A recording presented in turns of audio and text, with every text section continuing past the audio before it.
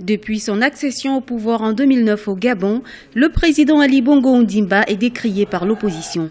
Une opposition qui jusqu'à présent reste divisée à quelques mois de l'élection présidentielle de 2016. Chacun y va de sa stratégie et utilise son temps pour rallier les suffrages. Du côté de la mouvance présidentielle, la rupture avec les anciens du Parti démocratique gabonais a été officialisée début mai.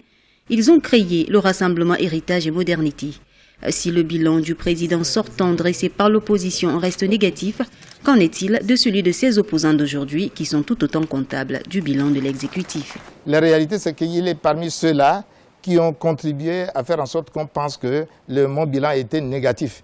Et puis, on sait comment, de toute façon, ils se sont comportés en ce moment-là. C'est pour cela que moi, le 21 décembre 2004, j'ai demandé un débat public, radiodiffusé, pour que nous puissions parler de la route au Gabon pendant que j'étais ministre des Travaux publics. Ce débat n'a jamais eu lieu. J'ai dit tout simplement que ce qui a pu être fait sur le plan routier, c'est l'application du programme que Zakari Miboto a laissé. Élu président du Gabon le 30 août 2009 avec 41,73% des voix, Ali Bongo Ondimba succède à son feu père Omar Bongo après plus de 40 ans à la tête du pays. Son accession au pouvoir reste contestée par l'opposition. Cette opposition estime que le président sortant a une part de responsabilité dans la crise sociale que vit le Gabon depuis quelques mois.